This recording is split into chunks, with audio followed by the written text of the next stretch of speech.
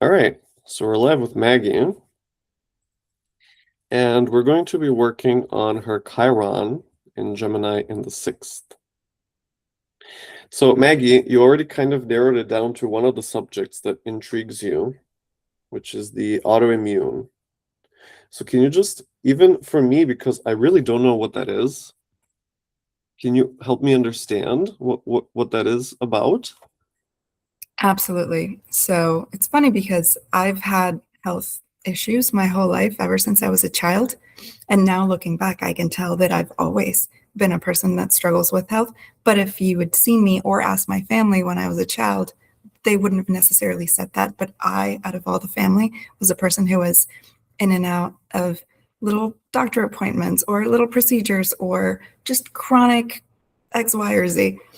Um, as I've grown, it's just intensified slowly. So it's also kind of like a boiling frog situation where all of a sudden you're like, wait, I have a list of over 100 symptoms that I track, and I am a person. So by profession, I work in security, a hacker, but I've become Ooh. kind of a biohacker in a way, right? I worked on physical systems, on hardware security. And now I'm looking at the bio hardware of my body and being like, this doesn't work. Why doesn't it work? And doing all this research, really diving into how the different systems of the body work, how they work together, what might be missing, how I can be not so extreme and figure out a way to support my body into being okay. And it's kind of taking over my life in some ways where I focus on it a lot. I've learned so much about the body and it's helped a lot. It's a journey for sure. But yeah, Uranus coming there or to Gemini soon has me intrigued in the unpredictability of, is this going to be finally the thing that clicks and changes everything, or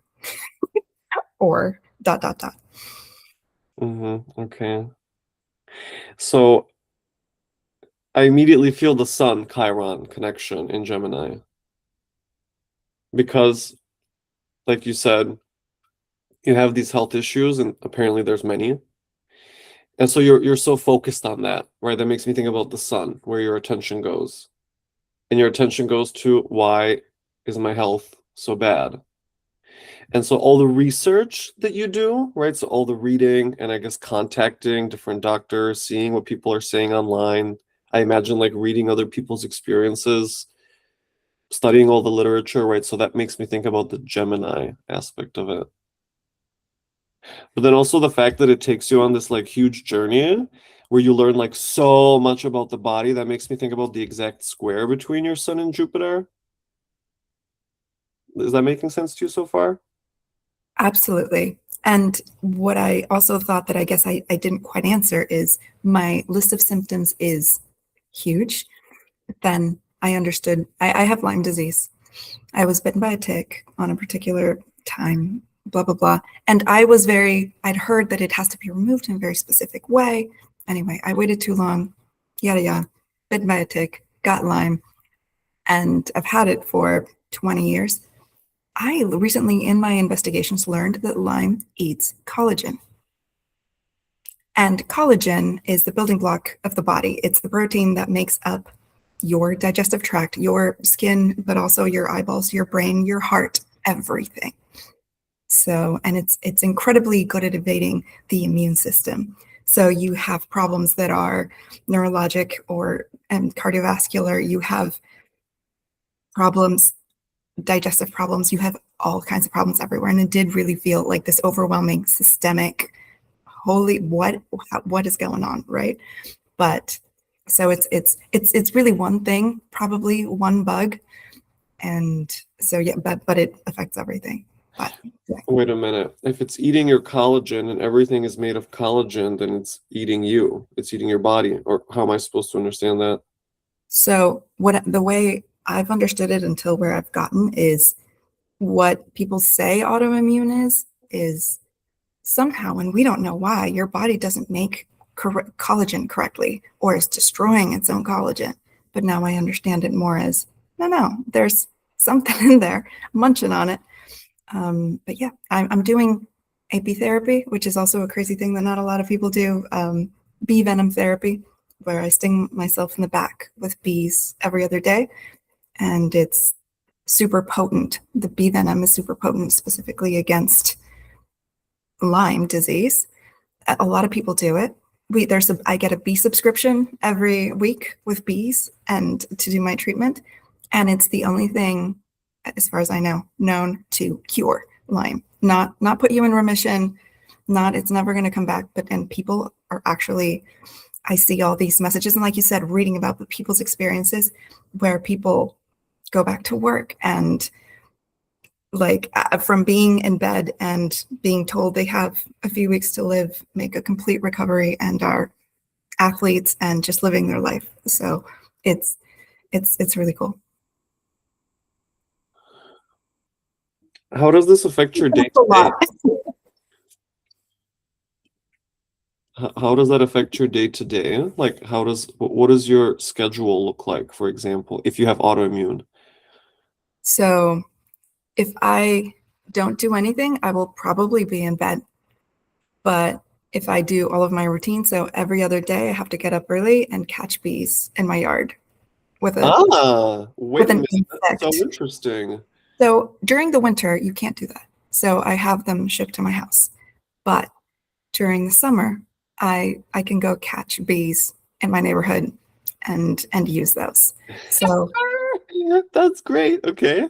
Monday, Wednesday, Friday, I get up, catch bees. My husband helps me. We anesthetize them with a little CO2 so they're a little bit sleepy and they just kind of instinctively sting me in the back.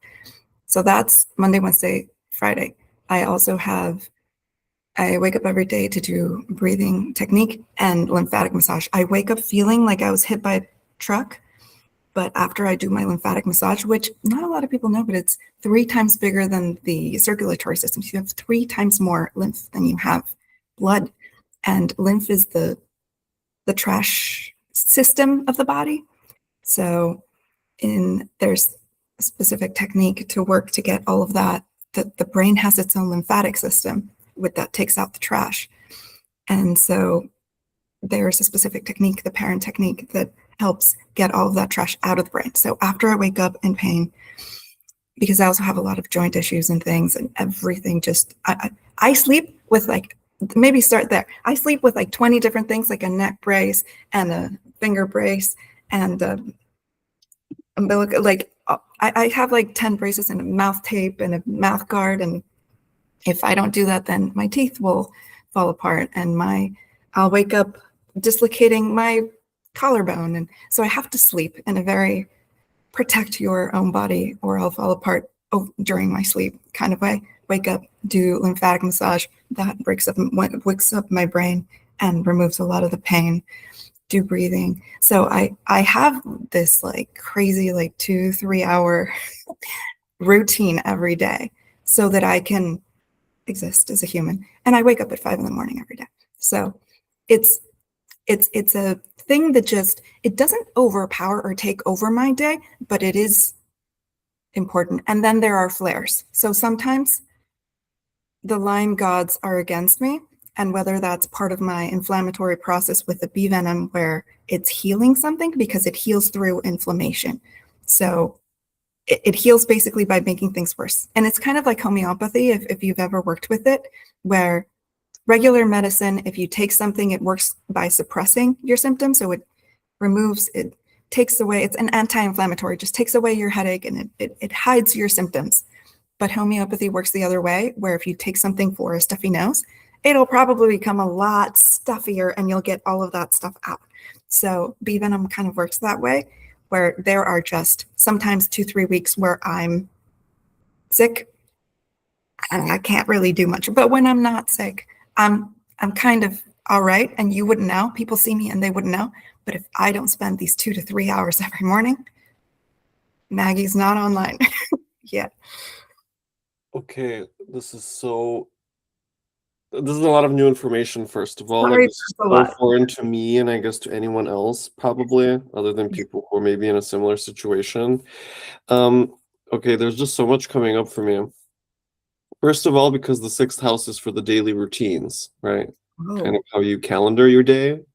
yep. And, one of the things that intrigues me is like catching bees, because there's the Gemini, right? Because they're flying and they're around the neighborhood and they're just around everywhere and you have to go and find them. How do you actually do that? I mean, what's the process of catching a bee?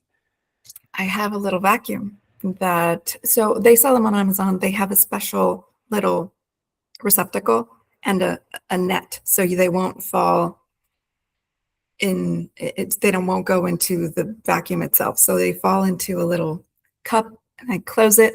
Then with CO2, we drilled a little hole in the side of the bug catching, because these are kids' toys, just to catch a bug and look at it. But I'll catch the bug, CO2 it, and then it's a little sleepy. And then I could show you, I have so many pictures of, because people are curious, like, well, you're doing what? It's very sciency, in fact. And even the vacuum, right? The air element. And again, the breathing exercises that you do. Again, the air element, right? That's like a daily, almost daily thing, Monday, Wednesday, Friday. We bend tweezers so we can grab them without squeezing them. Uh-huh. Okay. And so I try to make sure that they suffer as little as possible. And then I put them in water immediately, because it takes them, stinging for a bee rips out their intestines. So it's a painful and long death. So I warm up some water because they like it warm, and some bubbly water with soap. And immediately after they sting me, we put them out of their misery in warm water, warm soap water. Interesting. And they're so sweet. Like, I love bees, and I'm not strong enough right now, but I've kind of vouched to do something for the bees, because it takes something like, it's a 3-year treatment. I'm like a year and a half-ish into it. So I'm kind of halfway through, but it takes around like 3,000 bees to cure someone. So I feel in debt to the bees. I used to be so afraid of them, but really they don't want to sting you. They don't want to die, right?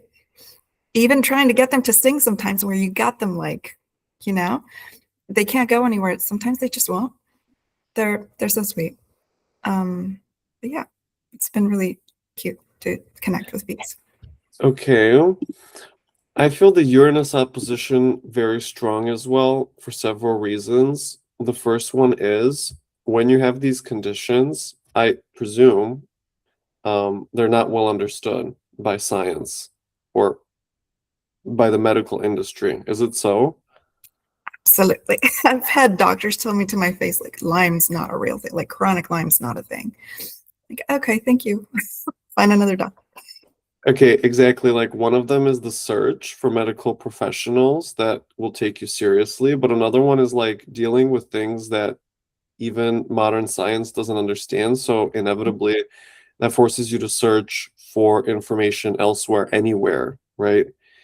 Like Chinese medicine comes to mind. Maybe that's not something you did, but just like other forms of treatment that are not common to the everyday person.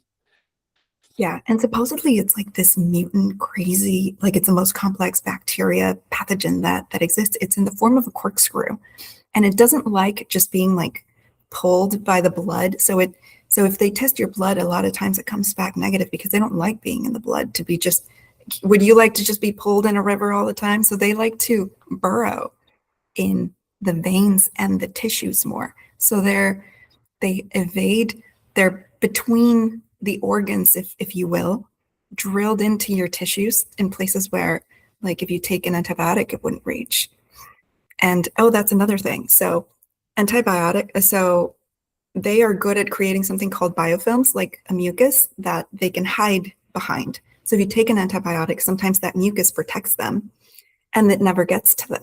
So you can take antibiotics, and the treatments for Lyme, the antibiotic treatments are like 3 years of broad spectrum antibiotic that like completely eviscerates your flora and like gives you a whole bunch of other symptoms and problems. But sometimes they even spore up. They have the capability to become like this hard little seed. And after you're done with your treatment, they just like come back when you feel bad. And And they love hiding in the nervous system. And antibiotics cannot cross the blood-brain barrier, but bee venom can. Bee venom can cross to the brain, and it dissolves the biofilms. So that's why bee venom is effective. And it's antibiotic. It's crazy because I'm a very scientific person, and I feel insane with all the research, but bee venom is antibiotic, antiviral, anti-protozoan, antiprionic. Some of the diseases that we have no idea how to cure, bee venom can cure it. It cures cancer. It cures AIDS. Like, it's wild. It is. It really, it has apoptosis.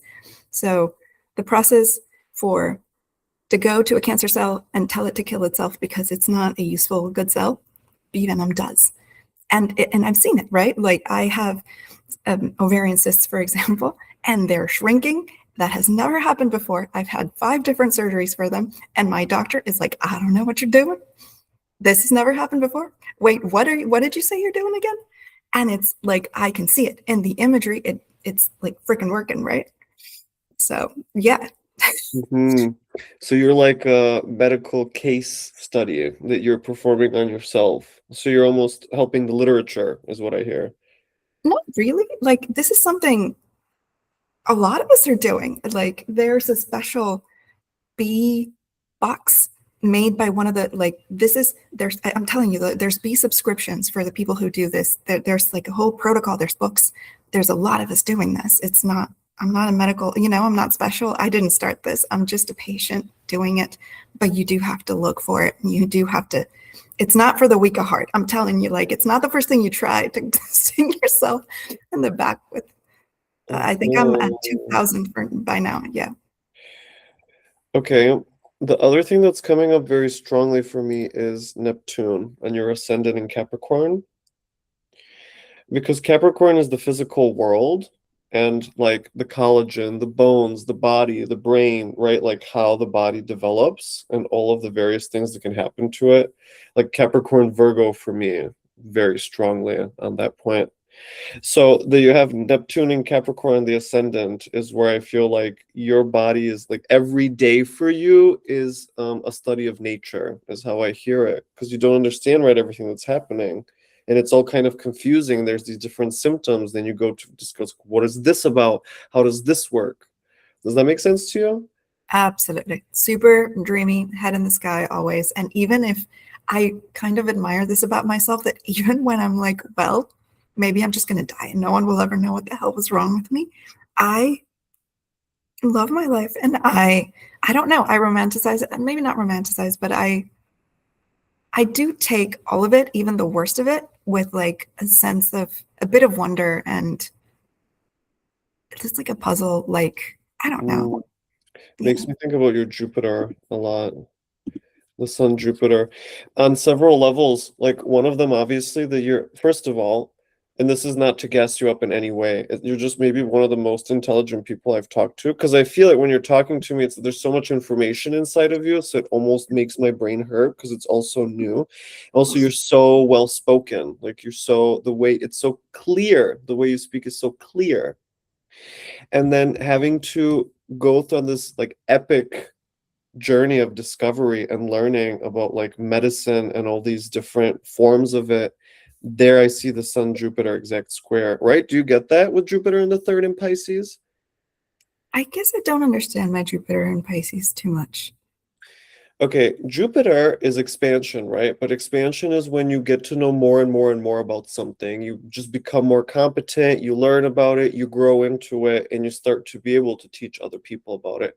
Whereas Pisces is things like Lyme disease. It's things that don't really have a total explanation. They're kind of everywhere, nowhere at once. That's just one of the things of Pisces, right? Even if you think about like hacking, right, to understand like bugs and viruses and things, it's very similar if you think about it, the two of them, right?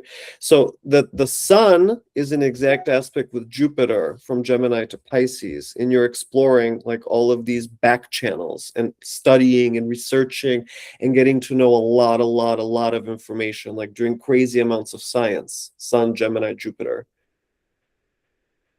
And Does that this, make sense to you, or not quite still? absolutely. So I read Pisces is like deep unknown. And then is the square just tension, or what, how would you describe the relationship then between? Well, yeah, because if you think about it, when you're in the deep unknown, but then Gemini tries to get to know it, right? You have to study how many books, and some of them are in contradiction. You don't really fully understand. It's not like you ever get a clear answer, but you keep searching. That's kind of how I see it. Cool. Does Got that it. make sense? A lot. Yeah. Okay. What do you do when you're not like, okay, let's say you do your routine. Yeah. So what's after the survival routine? So I'm in an interesting place right now because I'm not working. I got laid off in one of the waves of, uh, you know, Intel laying people off. And at first I was stressed over it, and I could have avoided it. I could have pivoted to a different team or something. My specific job description was just, they decided they no longer were doing that. And I had enough, goodwill, and my name was big enough that I could have. But I allowed it to slip, and I have been so happy just doing crafts and art and all these things that I'm just sitting here making things, and I'm really excited.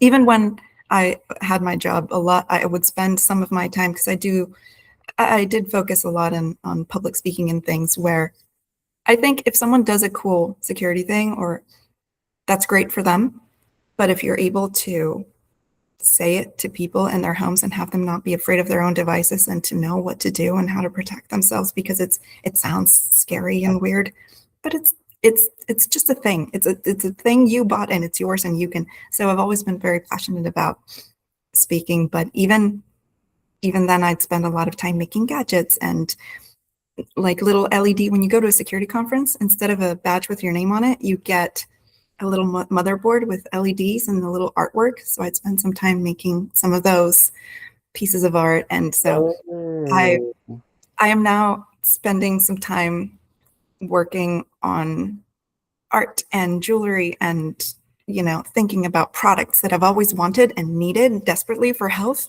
and that I think other people could really use, and that just don't exist. So I'm in this more, I'm taking a break from work, but it doesn't feel like a break, because my mind is busy and happy doing other things now. Like making devices, like health related devices, you're saying? Even just things that do exist but are all plastic, and I want to make a glass or a stainless steel version, just because that would be so much healthier, or atmospheric water that, but anyway, I have so many ideas and things that would make like life on Earth objectively better. And I don't know, I'm using this time to see if I can do some good for the world. I feel really called to that, especially now. Uh-huh. And to share those things with people. Mhm. Okay. Do you see the Gemini in that? It's 1,000%. Yeah. It's like especially making the motherboards and stuff, right? The little signages. And also that all of these are like health related devices, that it sits in the sixth. Hmm. So do you see, and I know we just have 2 minutes left, but I do you know see, how tragic, because you're so, I mean, this is like a long yeah, okay, what's your question? Uranus coming and, knocking my socks off? Do you see it as, holy moly, brace for impact, or maybe this is a good unexpected change? It can be one or the other. I know. Okay. Thank you. That was the question, really. I Before. really couldn't say. I mean, It's your okay, here's the thing. If I talked to you longer and I understood more of the full context, then I would already be able to introduce you to some of the effects it's already having. Because it's not like overnight, that conjunction. It's already happening as soon as he enters Gemini. But I don't have enough context yet to be able to tell you, because I'm just getting to know you. I So feel like this has been an important change. And I honestly, I don't know. I feel this a lot, but I feel like the pieces and the things that I'm working on now are the key. So hopefully okay, there. there We'll you see. go. Okay. We'll see. Okay, let me just, I'm sorry, I know it's so horrible No, that it's no, no. so abrupt Thank and you so much. okay. Thank you, thank you, thank you. I'm This was gonna great. stop recording now Mhm. and then